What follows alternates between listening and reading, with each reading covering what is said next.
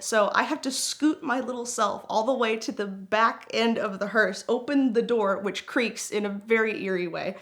I open the door, and I'm like, hello? And he goes, hi, we got a report that somebody was sleeping in a hearse down here.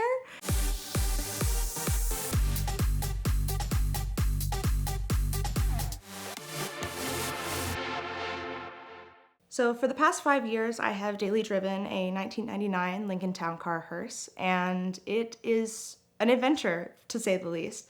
I don't think it's haunted. There are a few people online who would probably disagree with me, but we can argue that some other day.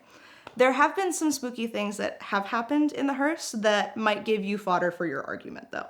So when I first got the hearse, I had already known for about 6 months before I even found that hearse to buy that I wanted to put a plate on my hearse that said no rest, because I think that's funny. So I did that exactly, and I posted a picture of it, and the guy that I had bought the hearse from messages me or like comments and says, oh, that's cool, like the plate that was on it at the funeral home. I said, what?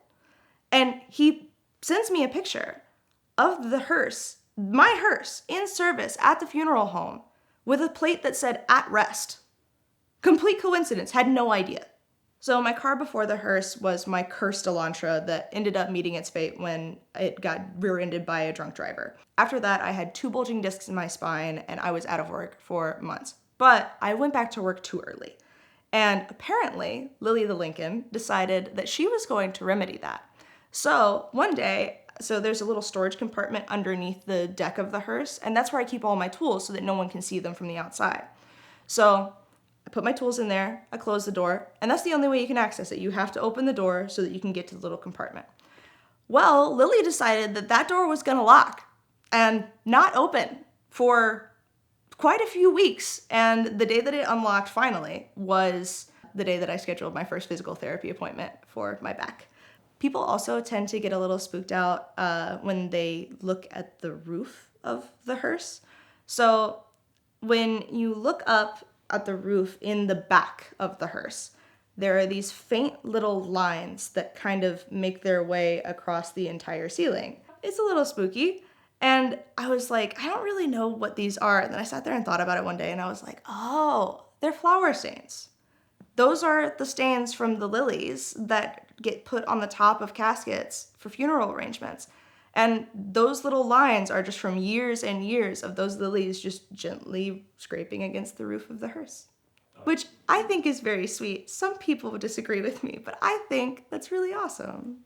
Something else that's kind of weird is that usually when people get road rage against me, they have a tendency to get in an accident immediately after. This has happened twice now. Once when I was on a 2-lane and I was trying to make a left, and I was making a left across like a 4-lane highway. And I had to wait for cars to get past so that I was clear to go. And the person behind me, because it's just a little 2-lane, was getting upset because they wanted to turn right. And I was not moving quickly enough for them, which is okay. I'm in a hearse, calm down.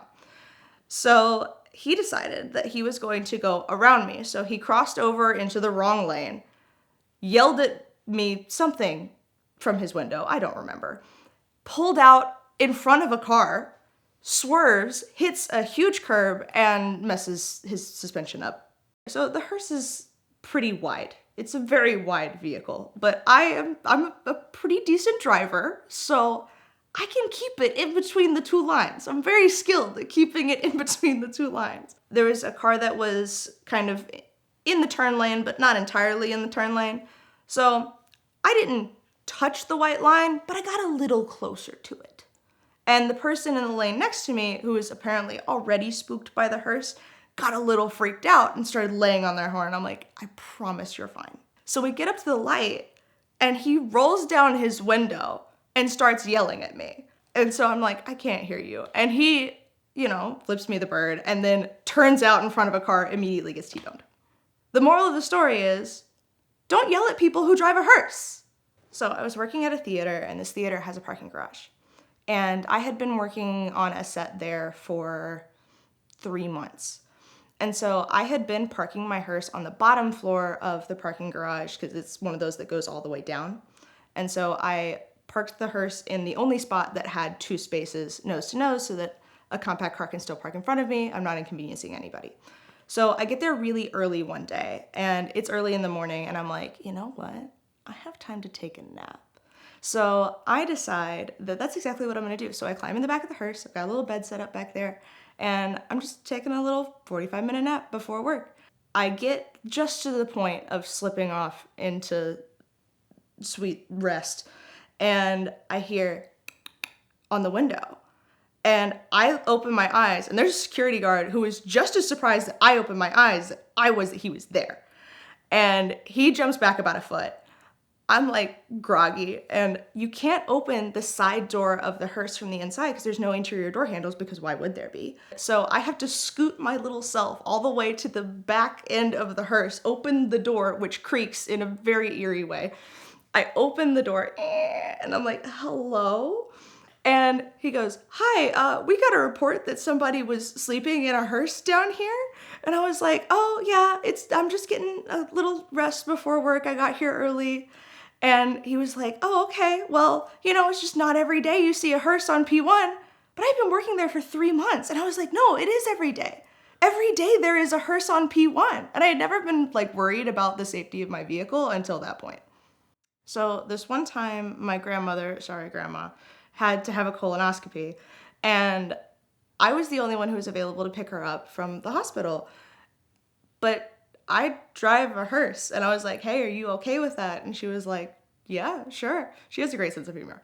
So I go to pick her up from the hospital in the hearse, and I pull up to the little bay, and I'm like, hi, I'm here to pick up Cecilia Burrows. They're like, oh, we're so sorry. And I'm like, no, she's alive. You're good, we're good.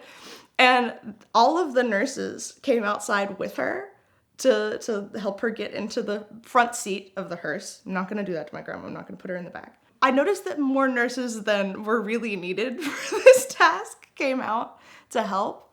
And it was a very special day for them, apparently. Very few people get picked up alive in that manner. So a lot of people who are afraid of death get really spooked out around the hearse. And sometimes I'll go to car shows, and there will be parents who are terrified of it, will not get near it, give it a really wide berth when they're walking around, don't want anything to do with it. But their kids love the hearse.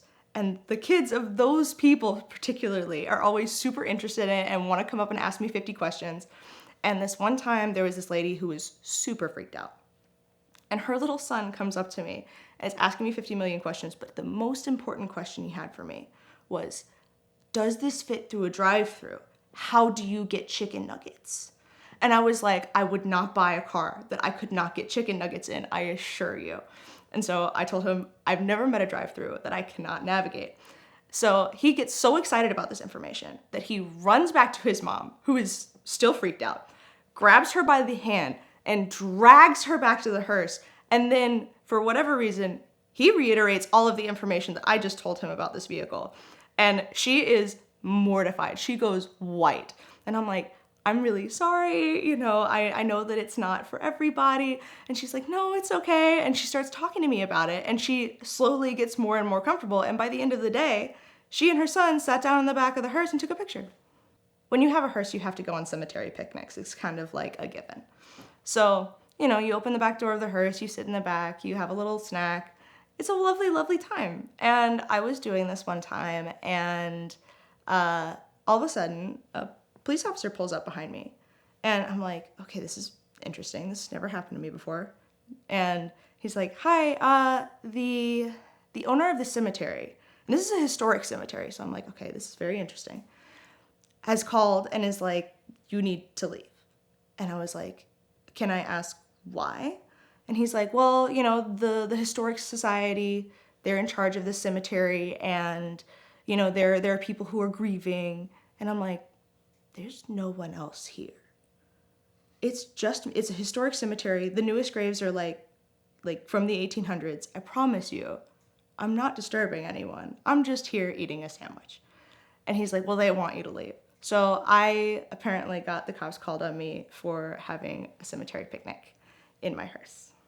So I went to the Renaissance Festival with a friend, and we came back pretty late, and I had just gotten a horrendous sunburn, which coincidentally ended up looking exactly like the Wu-Tang Clan logo. So we're all exhausted, and we pull into our friend's apartment complex, and we see in the parking lot of the leasing office, there is a disaster relief unit truck. And I was like, what is the disaster relief unit truck doing here? What's going on? We round the corner, and there's like 7 fire trucks. And I was like, what is happening?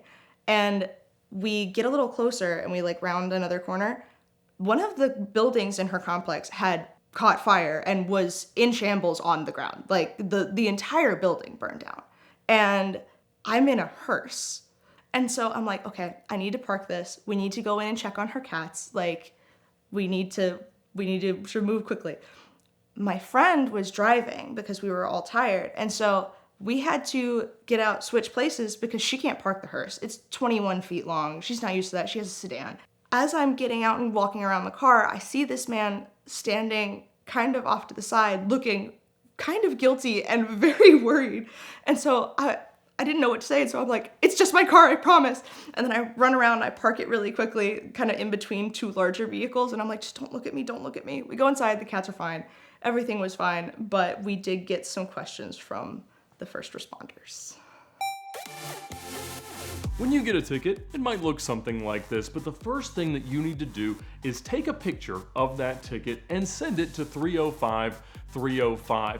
That will get the ticket clinic on your case immediately. They've got brick and mortar offices in Georgia, Florida, and California, but they can help you find a ticket no matter where you get it in the United States by helping you find a local attorney that will do everything they can to help you avoid costly fines, insurance premium increases, points on your license, risk of suspension, even jail time. They've helped me out with this ticket and many others, and a lot of my friends as well. So check them out now at the link in the description below, or again, text your ticket to 305-305 to get the ticket clinic on your case. They are the perfect partner in your fight against any speeding ticket.